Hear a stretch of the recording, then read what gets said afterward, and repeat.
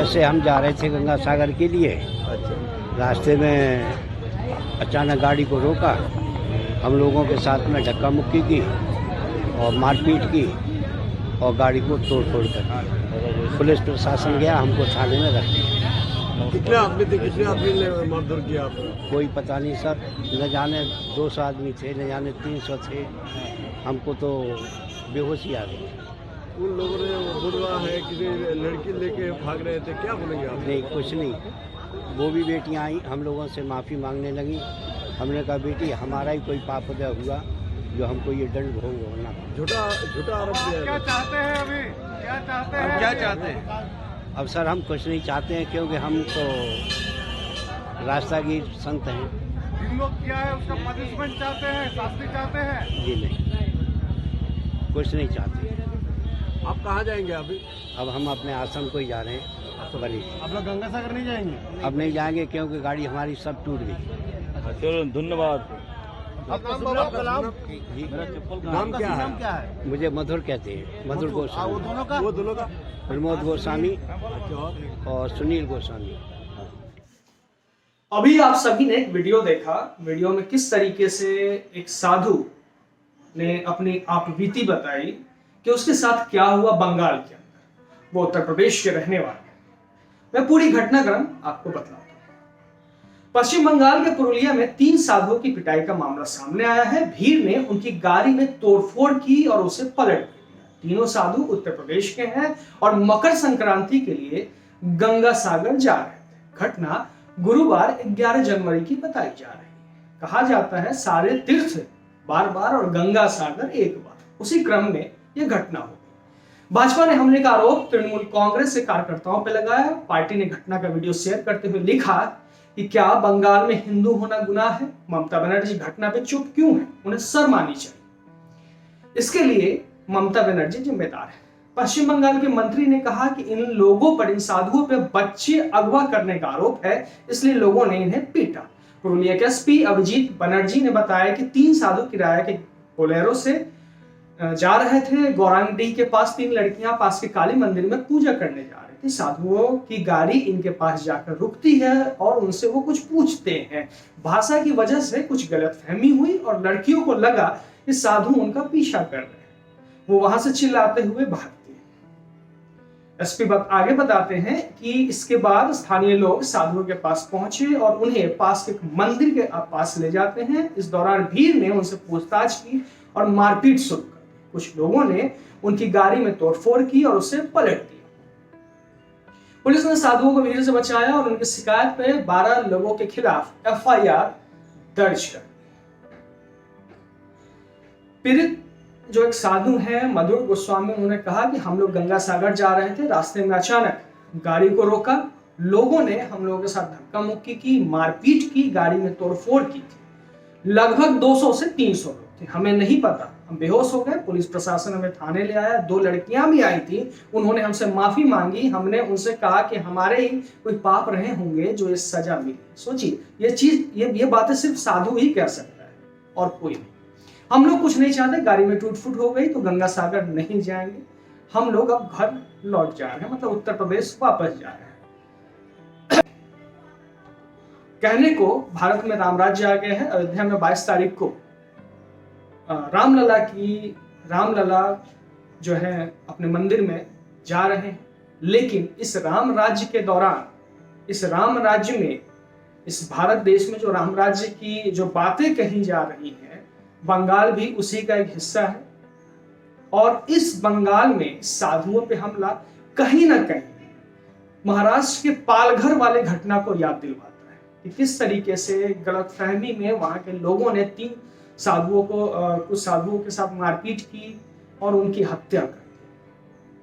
अगर पुलिस सही मौके पर नहीं पहुंचती, भाजपा के जो वहां के सांसद हैं वो सही मौके पे नहीं पहुंचते, बाद में अपडेट नहीं लेते, तो शायद आज हम सभी आपको ये भी खबर सुना रहे होते कि पुरुलिया में पालघर जैसी घटना हो गई और कुछ साधु भीड़ के हत्थे चढ़ गए। ये कैसा राम राज्य है? और ममता बनर्जी के हाथ में लॉ एंड ऑर्डर है पश्चिम बंगाल का। और पश्चिम बंगाल में जब अभी गंगा सागर जाने का टाइम है, तीर्थ में जाने का टाइम है, ऐसे लोग, साधु संत महात्मा आम जनता जाती रहती है। तो आखिर ये घटनाएं वहां पे बंगाल में आखिर क्यों हो रही है? भाजपा के नेताओं का साफ कहना है कि बंगाल में हिंदू होना अपराध है।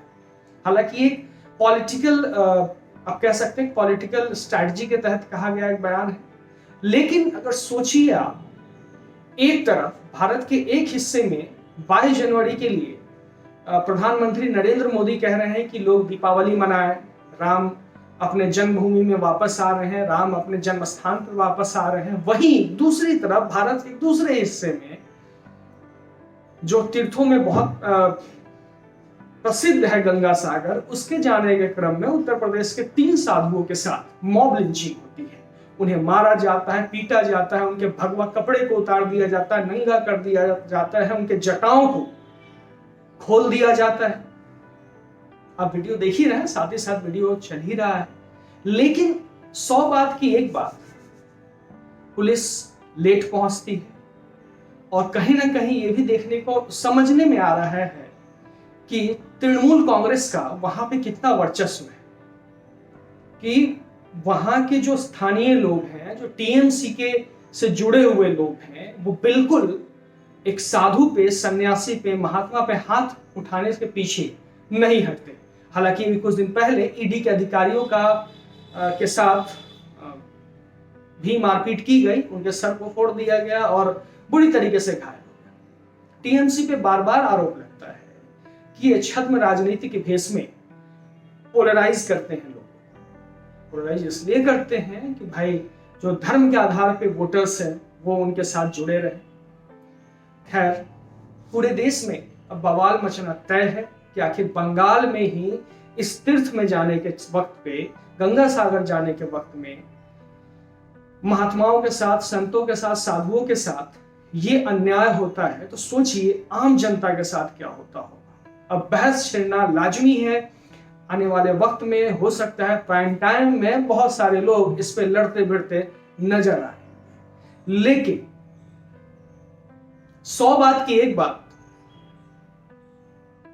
Law and order Mamata Banerjee के पास है। अगर कोई भी ऐसी घटना होती है तो उसकी पूर्ण जिम्मेदारी ममता बनर्जी की होगी, क्योंकि वो वहां के मुख्यमंत्री।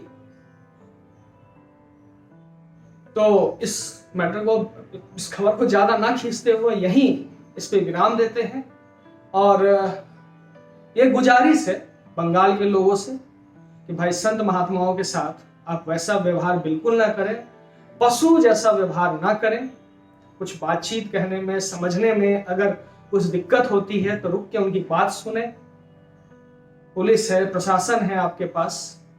ये तीनों साधु, सोचिए क्या स्टेटमेंट है इनका। आपने वीडियो में पहले ही देख लिया कि नहीं, हमने जरूर कुछ कोई पाप किया था जिस वजह से ऐसी दुर्गति हमें झेलनी पड़ी। ये कौन कह सकता है? सिर्फ और सिर्फ एक साधु ही कह सकता है, एक महात्मा ही कह सकता है, आम आदमी नहीं कह सकता। वीडियो आप देख रहे हैं, मेरे बाजू के विंडो में चल रहा है कि क्या उनके साथ किस तरीके से अभद्रता की जा रही है।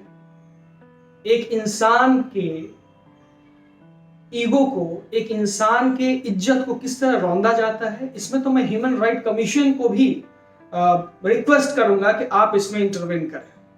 है, अब देखिए बड़े बड़े टीवी चैनल्स के बड़े बड़े संपादक, चाहे जो अपने आप को मोदी मीडिया कहें, गोदी मीडिया कहें, या उसके अगेंस्ट लोकतंत्र के बड़े बड़े बचाने वाले धुरंधर पत्रकार, आज अपने अपने स्टूडियो में या कल या आने वाले वक्त में इस पे कौन सा बवाल खड़ा करते हैं।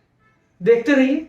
उन सब के बीच हमें भी वक्त दीजिए, हमें भी देखिए, हमें भी सुनिए। धन्यवाद।